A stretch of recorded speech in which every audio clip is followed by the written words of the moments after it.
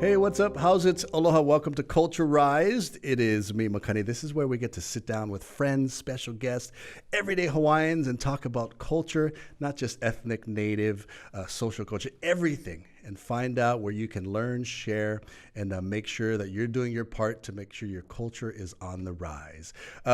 With me today, I can't be more humbled and privileged and excited because guest with me today has taken on a new kuleana that we want to get into. But you're going to see her face. You're going to be familiar with her. She's been in media. I don't know. I'm not going to say how many years, but looks like she has never left from day one. Ladies and gentlemen, Paula Akana.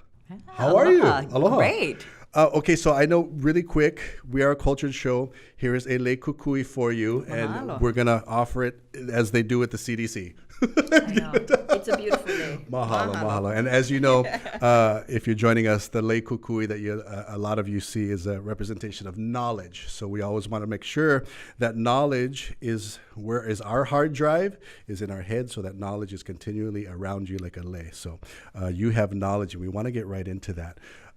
We got to do all the local cultural usuals. Where you in school? Where you went school. What high school did you go to? Kamehameha. Kamehameha. We were just talking about that with Dr. Umi, and him and I went to Lahaina Luna, so we always say, well, Dr. Umi says, don't be so sacrilegious. And I always say, Kamehameha School, you're welcome. So Kamehameha School, we want to get right into, I'm not going to ask what year. That's okay. Class of 80, 1980. Yeah? I will tell you. Because I love Palena Ole. That's our class. I was just going to say that was the one. Kamehameha School. Now, how long did you go?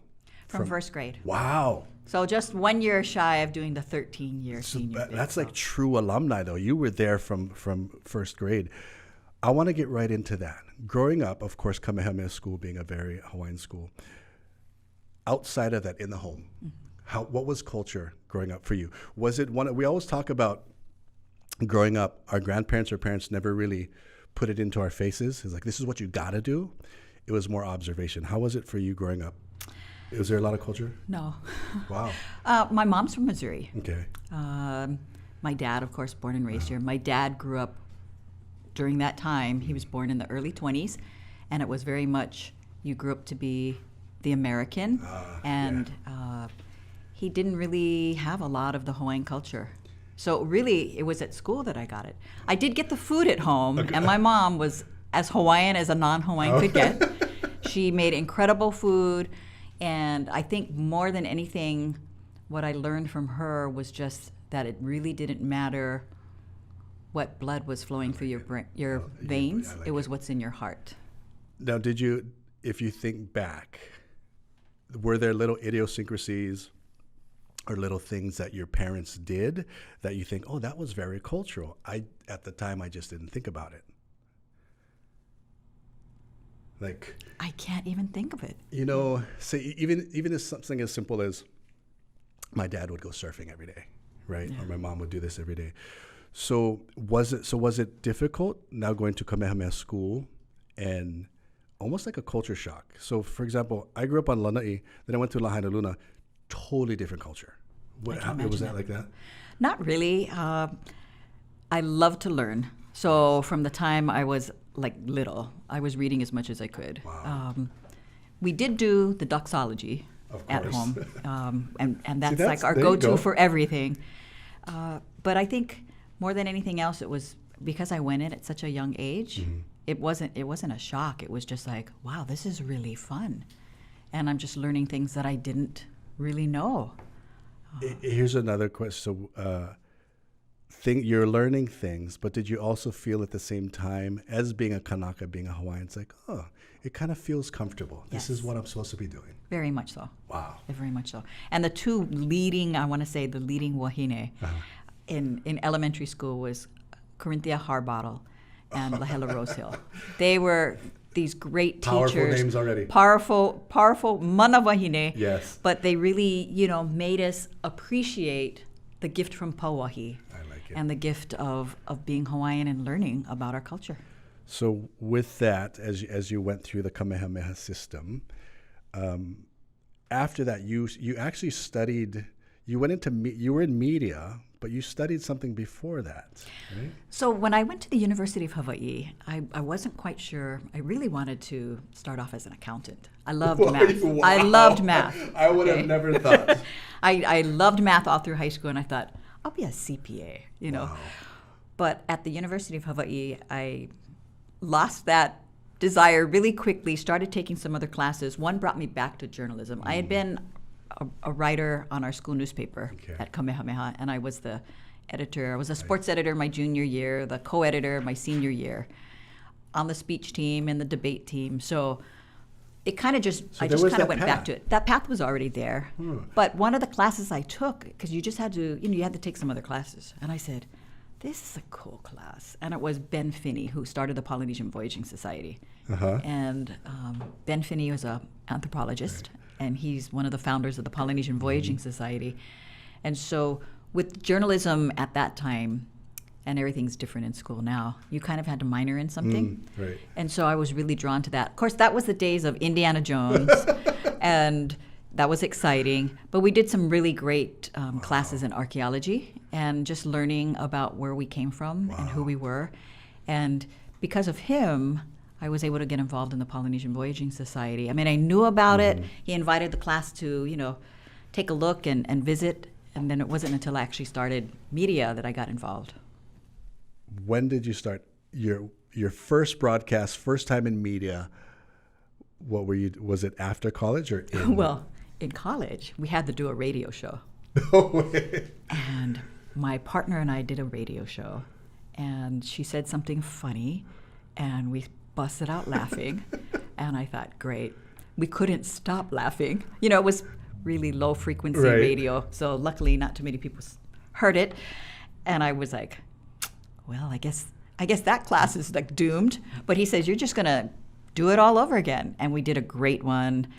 And I thought, okay, I can do this. It was finally merging, I think, speaking, speech and writing and the love of telling that story. So I got an internship at KITV when I was in my senior year.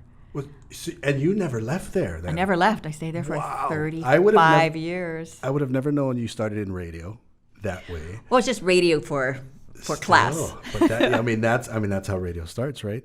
From a cultural standpoint, everything you learned at Kamehameha School, as far as culture and things go, did it play a part in that in the early parts of journalism? Definitely. I think what I had learned throughout my years at Kamehameha and taking those cultural anthropology and different classes really helped me to approach my stories a different way and give me a better, you had the background and just a better feeling when you're doing the stories. So that was one of the questions I thought of. I was like, did you ever come across a story that had to deal with some kind of Native Hawaiian issue? And was there ever a time that even how you felt about it, but you still got to report it? I mean, what was that like, knowing that here's a Native Hawaiian issue, I may not agree with it, I may agree with it, but you still had to report it. Was that difficult? That was difficult. It was the early years of my career. The Office of Hawaiian Affairs would have these meetings that would go late into the night, and the media would be sitting there on the floor, and you're watching, and it was a pretty, I want to say there was a lot of yelling back then going on, and it was some of the beginning years. And I had to, you have to be unbiased. You have to realize that this is the story you're doing. But inside you're going, boy, are they getting anything done? As a beneficiary, is anything happening? So that was hard, but it was also very interesting. And I think having gone to Kamehameha and having just the true aloha, I think, that so many of us carry, it helped me to open the doors and talk to these people and to do some stories that maybe I would not have been able to do. Here's another question along with that. Was it easier because they knew you were a fellow Kanaka, knew you were a Hawaiian, but also a journalist? Because, at the time, everybody's like, oh, a journalist. Oh, I don't want to tell my story. Was the door easier to get into? In some ways it was. I think a lot of it, though, goes down to who you are as a person, right? And how do you approach that story? And there's some tough stories, and so I would always try to put myself in their place. But it was tough because for some people I wasn't Hawaiian enough. For some people, I was too Hawaiian. So, that's always a difficult one. It's always going to be. Do you still feel like that today? In our adult life, and every once in a while I'm like, are we Hawaiian enough? I don't even understand that concept, but it's there. And every Sometimes I think I don't have enough knowledge, right? I mean, obviously, we all need to seek more knowledge, but I'll listen to things and I'm going, wow, I don't even know that, which is exciting. Right. But at the same point, it's like, I'm at the palace. I should know that, you know? But I think that's the great thing about it. And speaking of the palace, you have this, it's an unbelievable kuleana. So with KITV, 35 years in media, in the news, at the anchor desk, household face, household name, everybody looks up to you. What motivated you to take on this kuleana of the Iolani Palace? You're executive director. Yes. Wow. What was it for you? I knew that eventually I wanted to do something more than what I was doing, to really make a difference. Not that I wasn't making a difference in the news, but on a different level. And one of the first stories I did when I started working at KITV was to cover stories at the Palace. And I became friends with Jim Bartels, the late Jim Bartels. He was the curator there. And that was the exciting time when they went from an empty room, beautiful place that had been, just brought back to its glory, but it was empty. And they were finding all these, artifacts and cultural objects all around the world. They're finding chairs in Goodwill and a Davenport on the East Coast and just silverware at the thrift store, Are you serious? So there were great stories, and so I went there a lot to do stories and just talk story with Jim. And so when the opportunity came up and I was approached, I was like, wow, this is something I'm really interested in. But I didn't jump into it. I spent like 2 months doing the yay and nay because you're going from such a place where you're so comfortable that you feel like you could do it with your eyes closed to where am I going? But I realized that she needs so much kokua, and it felt good. It felt good. And so it just, was it a certain point, a certain time you woke up, it's like, this is my kuleana, that's what I got to do. Exactly. It's like one of those things when kupuna puyo on the side, right? It's not your choice, but you were chosen, and I truly believe that's what it was. So you've been there for how long now? A little over a year. I started in July of last year and started off just basically looking at the palace, not realizing like the roof was leaking. We had bees, beehives, like in I remember skin of the palace, right?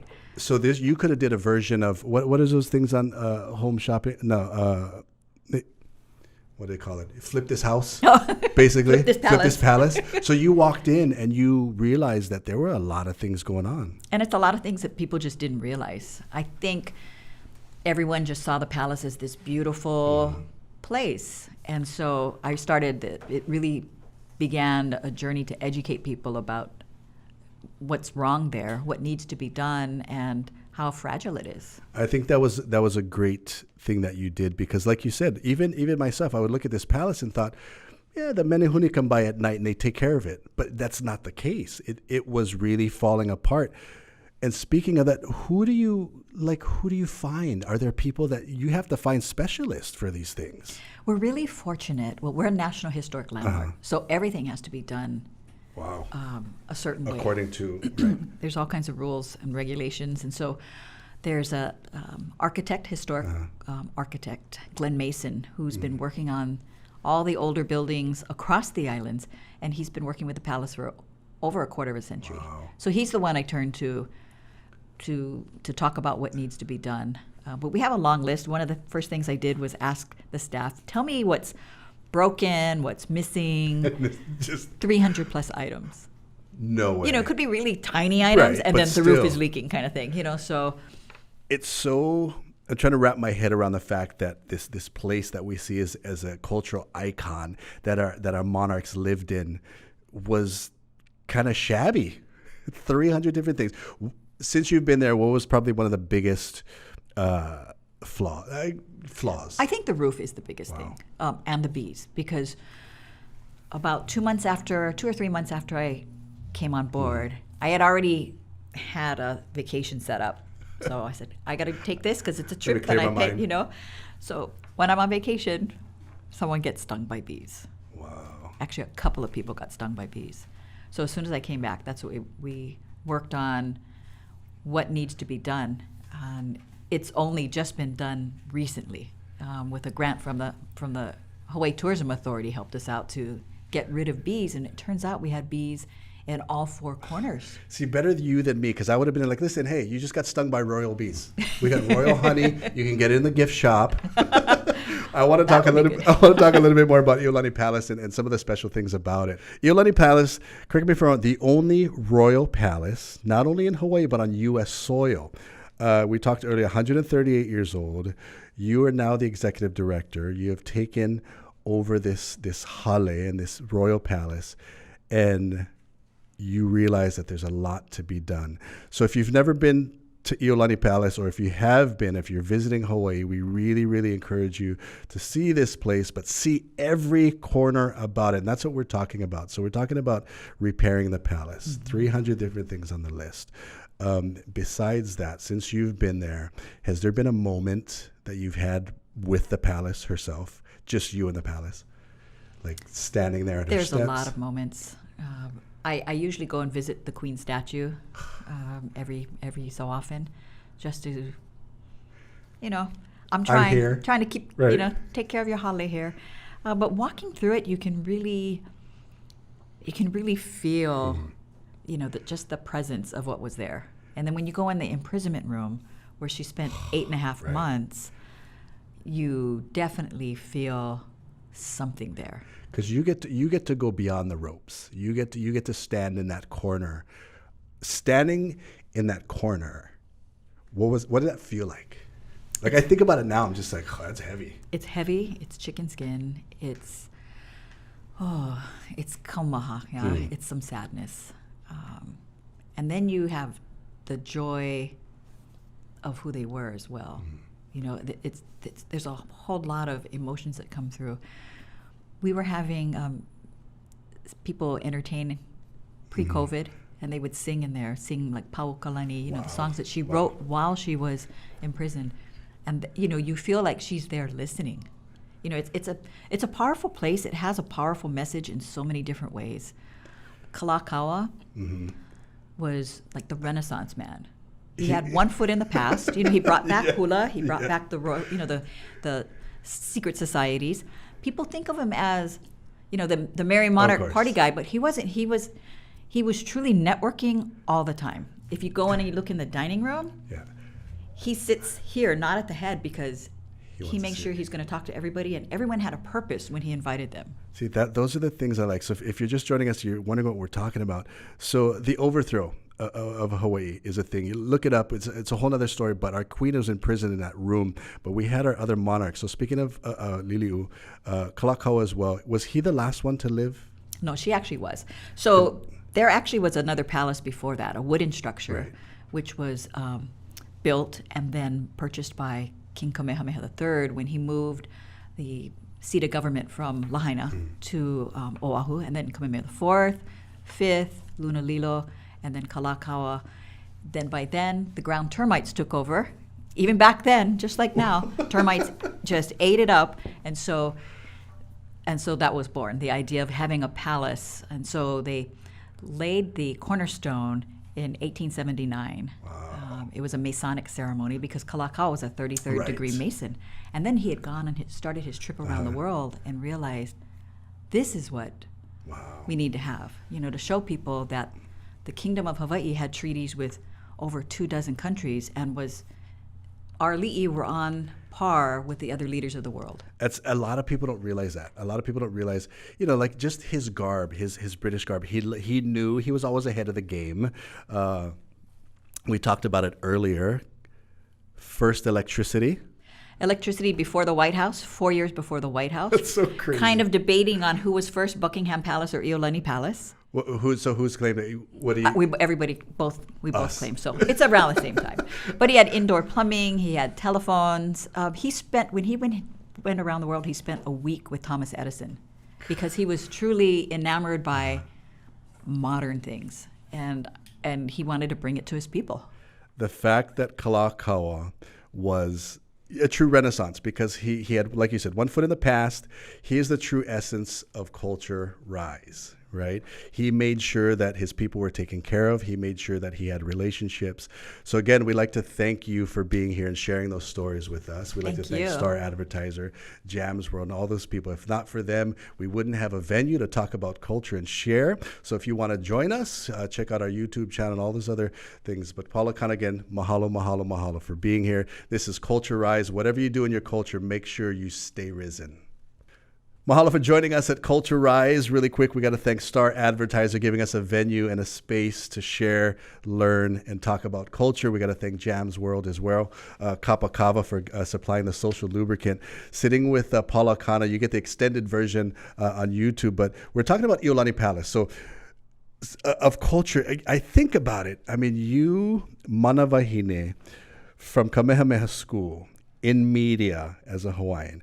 And then, of course, we can't leave out Mary Monarch, right?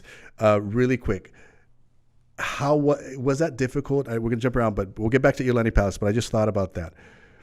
How long have you been away from Mary Monarch work-wise? Oh, my gosh. I want to say at least 10 years. Has it been that long? Maybe even more. No. Yeah. Wow. I wasn't really paying attention. When we last... I've gone there for fun. Yeah. But what's it like? Actually, I was able to go there a couple of years ago to do the Ho'ike night. That's right. When we honored the Hokulea. What's it like seeing it from behind the camera as far as being in front of it? Is it a whole different experience? It's different. So the good thing is now when I'm there, I can get up and go, get a chili, right? True. Go to the chili booth. But I miss it, right? Yeah. I miss being behind there with all my friends, the kumuhula that I've made, people that I've just been with over the years. When it's back, you can just walk in anytime you want, right? You're like, move over. It's my seat. I would never do that. I would never do I that. would. So Mary Monarch, it's just that's another one that everybody identifies you with. I want to get back to Iolani Palace really quick, because you're the executive director there now, and you're doing great things because you're finding out all these things that needed to be repaired. It's like Flip This Palace. I think we should do a TV show on Flip This Palace, because I think people need to know. I want to get right into this one. This is really bizarre to me. Maybe you can explain it. The only royal palace. I mean, this is like Buckingham Palace status to the Hawaiian people. Not one, not the state, not the city and county, not the federal government, because you had to do a fundraiser. I can't even wrap my head around that. Why is that you had to do your own fundraiser and this royal palace doesn't get taken care of by the state or any Hawaiian organization? Let's take it back to the palace itself. Okay.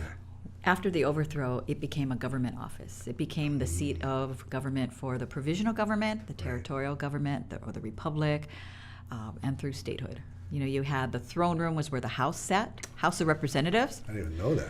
The dining room is where the Senate sat. Martin Luther King Jr. went and spoke to the lawmakers in the palace, because that was the state capitol. Wow. And if you go down into the basement, we have these great pictures of the renovations and restoration. And it was like, there were lean-tos sticking out of the side, air conditioning units out of the windows, and it was a mess. It was a complete mess.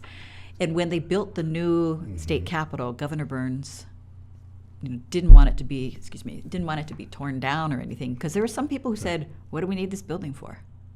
That's my understanding. Is I don't think it went any further than somebody saying that. Right. But just the thought. What the heck? So he was acquainted with Lili'uokalani Morris, and so they set up basically, could we take care of the palace? And so the Friends of Iolani Palace started. So that's over 50 years ago. Wow. They worked with the Junior League. It was all manavahine. Right. And there was state funding at the beginning for that. There was, between state and private funding, there was about $6 million to restore it. And they opened it in 1978. It was beautiful, but that's decades ago. Yeah. And it's an old building. It's 138 years old. So if you imagine your house and you fixed up your house like 40 years ago or 30 years ago, it constantly needs... Time to do it again. Yeah, time to do it again. Money from the state stopped in the late 90s. Wow. And I don't really know why. That's something I'm trying to find out. I think part of it is they were never really made aware that there were problems. You know, because when you look at it, you think it's beautiful. But I mean, even the fact, I mean, it's just me, but the fact that, like you said, if that's your home to Monarch and Hawaiians, you got to know there's a little bit of maintenance in there. But it's always bizarre to me. So thank you for that, because I always thought about it. Wait. We're working on it, though. Yeah. So legislature this past year, I just kind of, I went door to door and we talked story, took them on tours to see, where the problems were. And so we had bills, and the bills crossed over, and I was so excited, and then COVID hit. So, and now the state is in, I don't know when they'll be able to actually help us. Do you find some of our leaders in office are clueless about the palace? I wouldn't say clueless. I think there was a lot of miscommunication over the years. There are a few lawmakers that didn't realize that was a state building. And so that was kind of interesting. But a lot of people feel that. A lot of people don't know. They think the Hawaiians own it. Because I always think there needs to be, maybe this is it. This is our Hawaiian culture 101 for Iolani Palace. Like every politician, I think, should go through a Hawaiian history class at least before they become a politician, right? That's what makes us different. But Iolani Palace, even more different. Now, we do get grant and aids from them for special projects and big stuff, but we definitely need something more than that. And we saw that when the pandemic hit, because we went from $7,700 a day in revenues to zero, and there was no rainy day fund. Wow. That's amazing to me. Stories that you've told so far, Martin Luther King, I never knew that was there. Some other interesting stories that you've heard about or know about at the Iolani Palace that not a lot of people would know. I mean, we know that you got to put on the little booties when you go in, but other stories that are kind of interesting to the palace. I mean, we've got first electricity, first flushing toilet, right? What do you remember the number? I don't even remember the number. How much did Kalakaua spend on his inauguration? Didn't he run the state dry? I don't know, but when he wanted to build Iolani Palace, and he had to go to the legislature for funding at that point in time. Wow. They had their legislature for the kingdom. It was supposed to cost, I want to say it was like $80,000 or something like that. I don't actually know the exact number right now off the top of my head, but it ended up costing about $350,000. So it cost them a lot. I think the stories that I like the best are about the people who lived in that home and what they went on to do. Kalakaua, we talked about him being the first monarch in the world to circumnavigate the world. What a lot of people don't realize is when he went previous to that round-the-world trip, he visited Washington, D.C., and he was working on a reciprocity treaty for the sugar. It was the very first White House dinner was in his honor, period. That's it. What? They had never had a dignitary come to the White House for dinner. The very first dinner was thrown for King Kalakaua. Can you imagine? He comes in his British garb. He's like, "This dinner's for me." So with that, that was his relationship with Washington D.C. was they treated him like a king? Or? They treated him like a king, and actually Hawaii was treated really well all the way until just around the time that the overthrow happened. And that's, I think, what hurt the Queen so much. When she didn't say, "I'm stepping down and handing over my kingdom," she said, "I'm hoping that the United States of America will come and return it to us." And she had a great relationship with Grover Cleveland, and he actually said, "We should." But then he was elected out of office. The Spanish-American War was on. Timing. Right, timing, and McKinley took over. So then it was, Are there parts of Iolani Palace that there's artifacts and things that the public can't see that you can be like, "Oh yeah, that's so-and-so's cufflinks"? I don't know. There's a lot of things that we don't have on display. Wow. Not a huge amount. Many of our items belong to the state archives. They're on loan. We also have many items that belong to Bishop Museum that are on loan to us. But we do have other items that are up in the attic.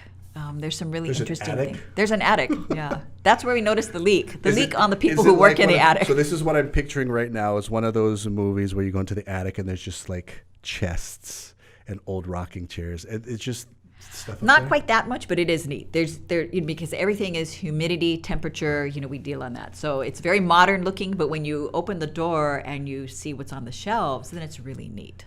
Favorite thing or place in the Iolani Palace for you that you have to look at and be at all the time? My favorite place, I have two favorite places. I love to go into the imprisonment room because there's so many lessons of kapu aloha to be learned there. And in this pandemic, we're in our homes, and she was ahead of the game. She was stuck in her home for 8.5 months. And so I love going there, but then I love going into the dining room because it really showed you where they were on the world stage. One of my favorite things in the palace that normally you cannot see is that we have the ali'i letters, to see how they wrote. Yeah. But there's a letter that was written by the Queen when after she had been pardoned and she was going back and forth to Washington and trying to get her country back. And she said, I really think that we as kama'aina are strangers, will become strangers in our own home. And it hits you when you see that. But then there's another letter with Princess Iolani, and Iolani is my Hawaiian name. My grandfather remembers her when he was little, right? So we have a letter from her, and she's like apologizing to someone that she can't go to the dinner because she's chasing to save the chickens in the yard from the floodwaters. So it's like, they're real people too. It's like, sorry, can't go. The chickens are out. Yeah. That's amazing to me. Before we wrap up, anything you can share, not only with Hawaiians and local people in Hawaii, but those visiting and those coming to Hawaii, from a cultural standpoint, something about the Royal Palace or anything that's royal to somebody. What can you share with them as far as culture goes? I think especially if you've never been to the palace, if you're coming to Hawaii, please come, because there are so many things that you don't know about Hawaii, about our history, and maybe what you hear about our people today that have their roots back at the turn of the century. And I think it's an interesting place to learn not only the sadness that happened with the overthrow, but also what amazing people Hawaiians were and are today. I always say I would have loved it. We were just some cool people. We were totally cool. And just the things our li'i did. Kupi'olani, the king's, King Kalakaua's wife, Queen Kupi'olani, starting Kupi'olani Hospital. Yeah. She started that because she had had a miscarriage, and she knew that we needed help for our people. And they went and they asked for. Our li'i were very forward thinkers on that. Queen Emma went door to door. I can't even imagine that somebody knocks on your door, you open it, and there's the Queen going, "Can you donate to the hospital?" Yeah. How do you say no? Just the fact that they all got together and I was like, "Okay, Emma, you're going to take care of the hospital. Kapiolani, okay, the kids. Okay, you take the kids. And then what about the kupuna? Oh, Lanakila, you're going to go take care." It's just how they thought was amazing to me. And then Kamehameha III started the public education system. Yeah. I mean, it's amazing. So I love that. I love the stories that you've come to share with us about Iolani Palace. Let us know how we can help continue success in everything that you do there. So thank you for joining us for Culturised, the extended version right here on YouTube. We got to thank our good friends from Star Advertiser, always giving us a venue and giving us a place to talk culture, share culture, and learn culture. So if you want to do that, you let us know. Paula Akana, thank you very much for being here. Thank you. Iolani Palace. Go to iolanipalace.org. You can learn all about it and also make a donation or become a member. You read my mind. That's your kuleana. If you want to do something for your culture, that's what you do. So thanks for joining Culturised. Stay risen.